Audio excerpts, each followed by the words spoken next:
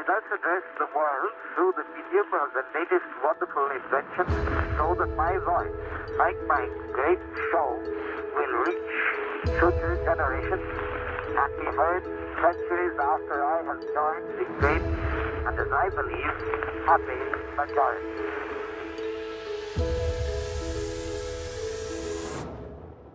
Welcome to Becoming Barnum, the journey to fame and fortune, a podcast presented by the Barnum Museum in Bridgeport, Connecticut. The Barnum Museum has a unique treasure in its collection, a 750-page copybook of letters written by Phineas Taylor Barnum when he was traveling in Europe in the 1840s, introducing his young protege, General Tom Thumb, to millions of ordinary people, as well as royalty and high society. These letters offer a unique glimpse into the life of P.T. Barnum as a husband, father, mentor, and entrepreneur. Join us as we travel back in time and learn about the real person behind the legendary P.T. Barnum through his own words.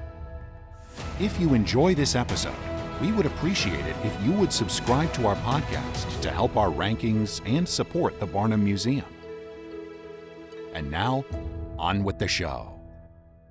A new chapter for a new year. A new chapter is about to begin in P.T. Barnum's business life, as we learn from a group of letters he composed, appropriately, on New Year's Day in 1846. Barnum had just arrived in Edinburgh, Scotland, after 2 days in Newcastle upon Tyne, where General Tom Thumb performed. Even in their brief time there, Barnum had managed to write several letters to correspondents in America, but no sooner were these crossing the ocean than a new batch requiring answers was delivered to him in Scotland. Once again, he set to work with pen in hand. As he mentioned in a brief letter to Brother Drew, "All my American letters came today and must be answered before 9 this evening, or they are too late for this steamer." Barnum had a great deal on his mind as a result of receiving those letters from America, and he let Brother Drew know that he could not possibly support his money-making scheme, for "I am more than two-thirds crazy already with the multiplicity of my affairs on both sides of the Atlantic, and should absolutely go mad if I should engage in more." In addition to business matters, Barnum was also concerned about his wife Charity's forthcoming confinement, the term commonly used when referring to the time of childbirth. Specifically, he was worried about her fears and anxiety, and her despondency over the recent death of her sister due to childbirth complications. Barnum felt tortured by the difficult decision whether to cross the Atlantic in midwinter in order to be with his wife, a risk which could prove fatal. As he explained to her, "I never was in such a quandary as I am at this moment about going home.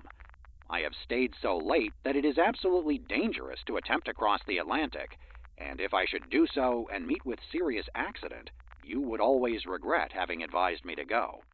Even so, he told her, he might still decide to take the steamer that would leave in early February. But his anxiety about heading home had recently been amplified by General Tom Thumb's parents, Sherwood and Cynthia Stratton. He explained the situation to Charity thusly. "Stratton's folks stand upon their dignity immediately and say that if I go, they shall expect to have the whole of the profits. Even that I would not care much about if it was not for humoring them by giving them what does not justly belong to them." Summing up his feelings on the matter, he continued, "As it is, I don't know one moment's peace. I am harassed day and night with the thoughts of family and business in America. I may muster courage to go off by steamer of 4th February, profits or no profits, but still I can't help thinking such a step would be foolish and uncalled for, and I shall not therefore probably leave till March."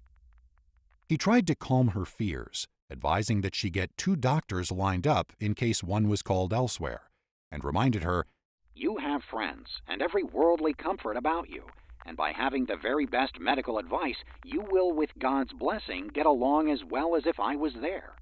He also encouraged her to get whatever she needed. "I apprehend no danger at all for you if you have good nurses and good medical advice, and as you have everything requisite to command these, of course you will procure them in advance."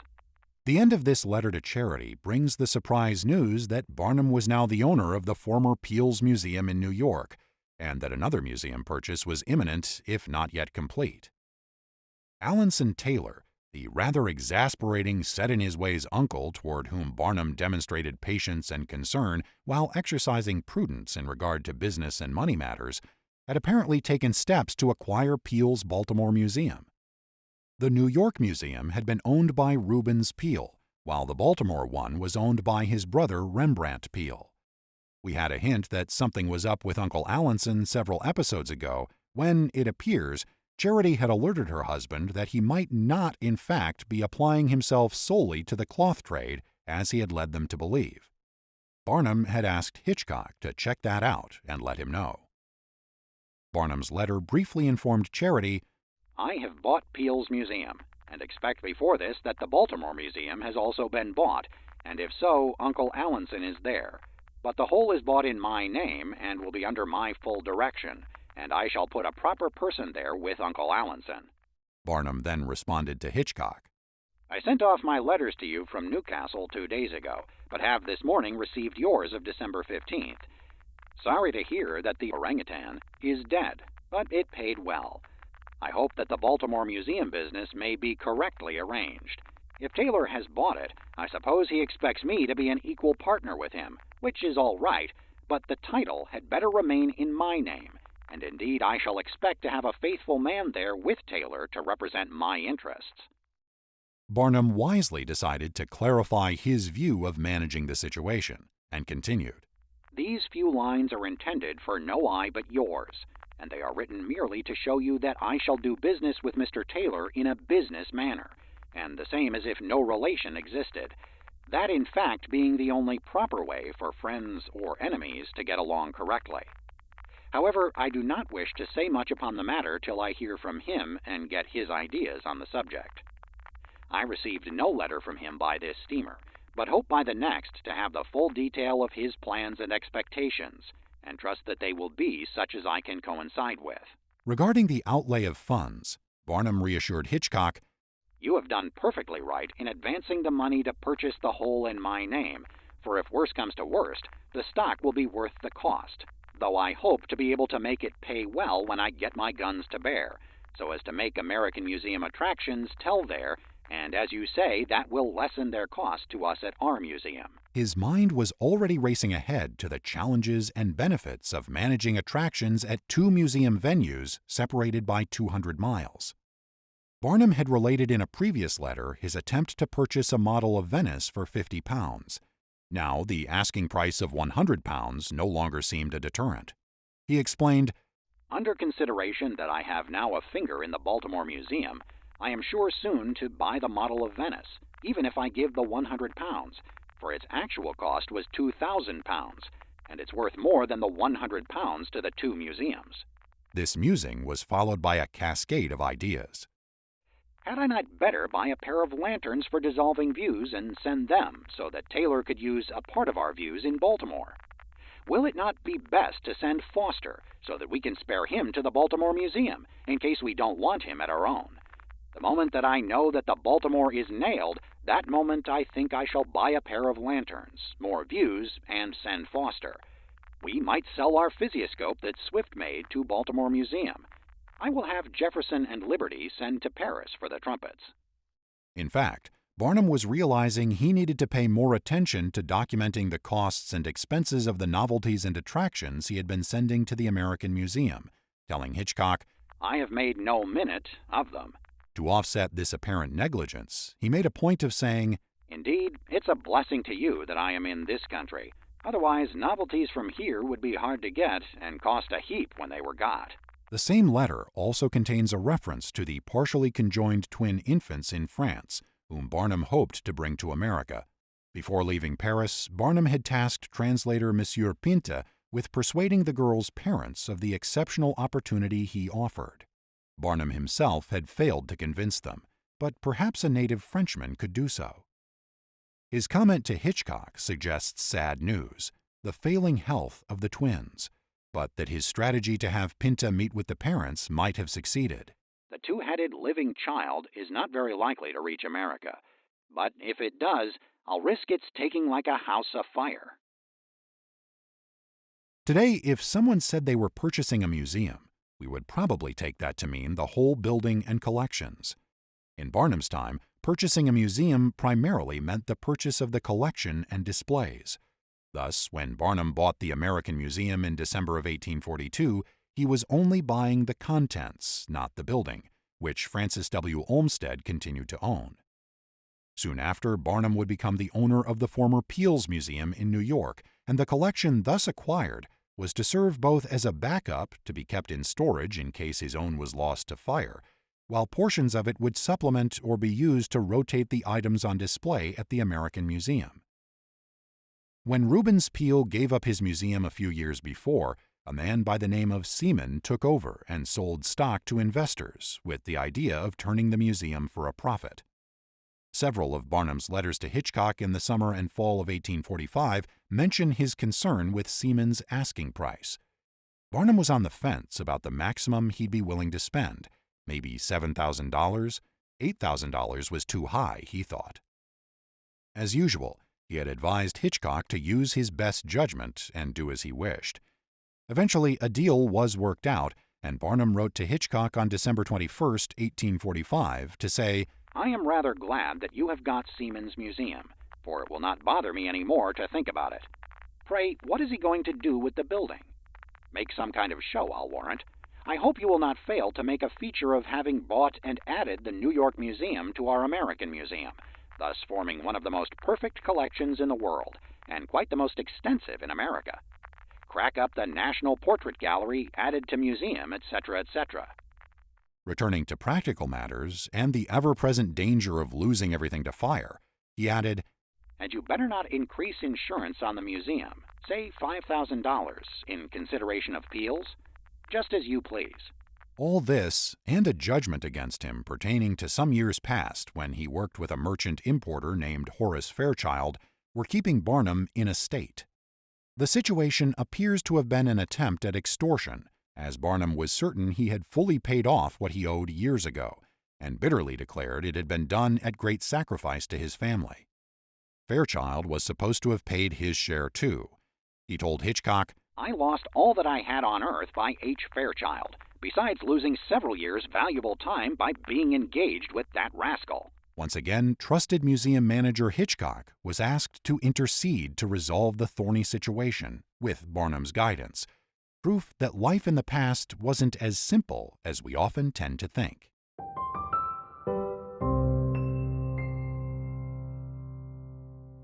We hope you're enjoying the episode. If you want to support us, consider subscribing to our podcast and leaving us a review. It really helps us out. Now, let's dive into the next segment, an array of museums. Previously, we found P.T. Barnum feverishly writing to correspondents in America on New Year's Day in 1846, revealing tantalizing news of potential museum acquisitions, as well as a plaguing legal matter dating back to his days as a partner in a dry goods business. Now, catching up with him through his letters of January 5th and 20th, an unusually long gap between his letters, we are getting a more detailed picture of the triumphs and aggravations pertaining to his business in America. Barnum was now writing from the town of Dunfermline, Scotland, located just a few miles from Edinburgh, where he had spent the first 5 days of January. That was followed by a week in the city of Glasgow, about 40 miles southwest of Dunfermline. As always, Barnum was juggling more than would seem humanly possible for this time period, but there were occasions when he recognized his limits. And so his letter of January 20th to the owner and curator of the Chinese collection in London explained his decision to decline a partnership offer, one he himself had sought out months earlier. William B. Langdon, Esquire, was the man to whom he wrote. Could I have foreseen the most distant probability of such a disposition of my affairs in America, I certainly should not have spoken to you so encouragingly about joining you, for if there is one thing in the world that I detest above all others, it is quibbling, and taking upon business matters merely for talk's sake. To prevent you thinking me a quibbler, I give you the reasons why my mind, or rather my determination, is changed in regard to the Chinese collection. It certainly was not the concept of exhibiting a Chinese collection that had become less desirable for Barnum, for in a recent letter to Moses Kimball, his showman friend in Boston, he had asked for help in acquiring suitable items directly from China. Ships from the Boston-Salem area of Massachusetts regularly sailed to the Far East, and Barnum wanted to obtain Chinese items of special interest, such as curiosities or items of value and beauty to feature in his museum, such as were then being displayed at the Chinese Collection in downtown Boston, 1845 to 1847. Such exhibitions had become popular, apparently inspired by Quaker merchant Nathan Dunn's exceptional Chinese collection, first exhibited in Philadelphia in 1838 in a portion of Peale's Museum building, and then sent to England in 1842. Langdon must have acquired it after Dunn's death in 1844 and was looking for a partner to invest in the purchase. Barnum's letters to Hitchcock in mid-September and mid-October of 1845 also refer to a Chinese collection in New York City that was about to open, wondering if it would help or hurt business at the American Museum. Barnum himself would later lease and then buy a Chinese collection, exhibiting it at 539 Broadway. As Barnum explained to Langdon, "Since I saw you last, circumstances have transpired in America which would render it not only inexpedient, but almost impossible to engage in the Chinese collection or any other business." He went on to describe what had occurred, telling him, "My American letters now lying before me, and which I only received this morning, inform me that my agent in New York has just succeeded in carrying out a design which I have long desired to accomplish." That desire was to become the proprietor of the different museums in New York, Philadelphia, and Baltimore. The news had come as a surprise, Barnum said, because so many impediments appeared to be in the way that I had little hope of accomplishing that desire at present. And then it all changed. It appears that American Museum manager Fortis Hitchcock was an adroit deal-maker for his boss, for Barnum noted, "There is a strong probability I now own a museum each in New York, Philadelphia, Baltimore, and New Orleans, and surely in all except the latter city." Obviously still digesting the stunning news, he explained to Langdon the reason New Orleans might soon be added to his holdings. "My agent, having before purchased for me the contents of Peale's Museum in New York, was about to establish it in Philadelphia, unless the proprietors of the present Philadelphia Museum, fearing opposition from me, would sell at a fair price. As the steamer left, with his letter, a negotiation was going on between the Philadelphia proprietors and my agent, and he felt certain that in 10 days at farthest I should be the proprietor of that museum also, and in that event he should send my Peale collection to New Orleans, and there also have a museum opened for me." With all these major acquisitions afloat, Barnum had neither money available nor the bandwidth, as we say now, to engage in a partnership with Langdon as well. "Most of my funds are firmly locked in bonds and mortgage security in America, and as most of the bonds have several years to run, I could not realize a large sum without probably selling my securities at a sacrifice. A few thousands of dollars uninvested in America, with a few more thousands which I have here, I had wished to invest with you. But it must be quite obvious to you that I have not only strong calls for all of my loose capital, but that I have got at least quite as much business on my hands and mind as any man can do justice to." Apologetically, he added, "I am sincerely regretting that I cannot join you in your enterprise, and hope that you may find the right kind of person to join you." Barnum was not being disingenuous, for it appears that he and the Strattons, along with the boy's tutor, Mr. Sherman, had socialized with Langdon in London, probably the year they arrived, in 1844. Barnum sent their kind regards and hoped they would have the opportunity to meet again when General Tom Thumb's entourage returned to London.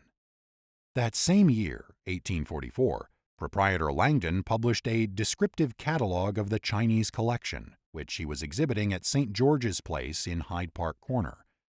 A look at the 150-plus page catalog suggests it might have inspired Barnum's idea to produce a guidebook to his American Museum, something he brought up in letters to Hitchcock and his promoter C.D. Stewart. Langdon's exhibition would certainly have appealed to Barnum, whose own museum displayed a great range of objects, art, inventions, natural history specimens, and tableaux with wax figures. The Chinese collection comprised 10,000 artifacts, ranging from the harvesting implements and clothing of humble farmers and boatmen to the exquisite and richly embroidered silks and other objects owned by the elite. Many of the cases displayed life-size costumed figures in settings that showed their occupations or activities, such as a shoemaker at work and a wealthy gentleman carried in a sedan by servants, or settings such as a silk mercer's shop. The catalog author noted that the Chinese-made figures were modeled out of a particular species of clay suited to the purpose, and despite accurately representing living individuals, are characterized by a sameness of feature and expression. The catalog describes various Chinese inventions and even devotes 1.5 pages to the preparation and use of opium to explain the pipes displayed. Explanations of the elaborate dinner and tea ceremonies merited longer entries in the catalog. Smaller cases displayed dozens of Chinese bird specimens and shells, and the products of craftsmen such as silversmiths. All kinds of ships were depicted in the form of perfectly proportioned models, and at least one junk was entirely carved in ivory. In closing his letter, Barnum wished Langdon the best, telling him, I trust and believe your last display of the Feast of Lanterns will draw great crowds during the season, which is now commencing. Barnum turned to composing a more difficult letter. This was to John V. Beam, Esquire, in regard to the judgment Barnum found himself facing. A lawyer by the name of Brooks had informed him that Beam's partner, or former partner, L. Lyon, claimed Barnum and his former partner, Horace Fairchild, still owed them money. The amount was not trivial, $772.50, and Fairchild was now dead. Barnum had long since paid the amount Beam had agreed to accept from him in small installments, but he had no receipts to prove it. He had relied on Beam to make such endorsements in Mr. Lyon's letter as should fully and plainly show that neither him nor you had any farther claim on me. Whether Beam had done so, and whether Fairchild, whom Barnum described as a rascal, had ever paid his portion of the debt, seems uncertain. Barnum pleaded with Beam, a man whom he believed to be honorable. I hope you will take the necessary steps to see the matter righted, and not have Mr. Lyon or any other person pretending to hold a claim against me which I have once paid according to agreement with you and to your satisfaction. I lost much money, some character, and much valuable time by that Fairchild who is now in his grave. I have paid money to you when I scarce knew where to find my next shilling for bread, but it's not necessary to enter at this time into farther details. L. Lyon and myself are not the very best of friends, and I should prefer to never hear farther from him. We have once or twice had hard words together, and if I again am forced into very close contact, either in person or in law, I think that neither of us will very soon forget it. Aside from that troubling issue, Barnum was largely back in his element after the tedious months spent in France. General Tom Thumb's return tour of the United Kingdom had started off fairly well, and, as he told Langdon, we are doing a capital business through Scotland. Barnum was also thriving again on generating ways to promote and present his newly purchased novelties and attractions. Suddenly finding he would have the opportunity to rotate them among several museums must have stimulated pride and an opportunity to exercise his ingrained Yankee hard bargaining habits. For example, the religious views he had purchased for the American Museum could subsequently be sent to the Baltimore Museum, where his uncle Alanson Taylor would be working, albeit with Barnum's man managing things. Since these dissolving views would be presented as a show, they needed a good narrator, which Barnum had advised Hitchcock to find. Now, poking fun at Uncle Alanson's strong views on religion and his outspokenness, Barnum quipped, If Taylor is going it under good auspices in Baltimore, I expect the religious views will tell there when you have done with them in New York, and Taylor can lecture on them. Barnum also contacted friend Tyler again in London about the purchase of the large model of Venice. This time he increased his lowball and rejected offer from £50 to £70, and then to £75, to cover getting it on board a ship to New York. Barnum also asked that Tyler include the trestle supports as well as any iron railings, glasses, lighting, and appurtenances, making sure it was packed so as not to get damaged, and to have the goodness to write my agent a letter, giving him every possible information about the size and shape of model, the manner of putting it up, etc. Further, any descriptions of the model and any of the puffs or advertising that Tyler had done should be sent along for Hitchcock to see. All in all, Barnum boldly asked for the deluxe package at 25 pounds less than the asking price of 100 pounds, though he had assured Hitchcock it was worth more. Exciting times ahead, as we, and Barnum, await news of the potential addition of New Orleans to the roster, and also learn how Uncle Allenson is faring with the Baltimore Museum. And let's not forget to give faithful Fortis Hitchcock the credit for pulling off these acquisitions in Barnum's absence. Thank you for listening to this episode of Becoming Barnum, The Journey to Fame and Fortune. Support for this episode is provided by the City of Bridgeport American Rescue Plan Act funds, People's United, a division of M&T Bank, and the Connecticut Humanities and National Endowment for the Humanities. The podcast was produced by the Barnum Museum and based on the blog series Barnum's Letters from Abroad by Adrian St. Pierre. Editing and sound design are by Rui Pino, and narration is by William Saris. Kathleen Marr is our executive director, and John Swing is our COO. If you enjoyed this episode, please subscribe to the podcast and visit our YouTube channel for behind-the-scenes presentations of our collections and more stories about the legendary showman. Connect with us on social media and let us know what you think. Please tune in next time as we continue our adventures with P.T. Barnum.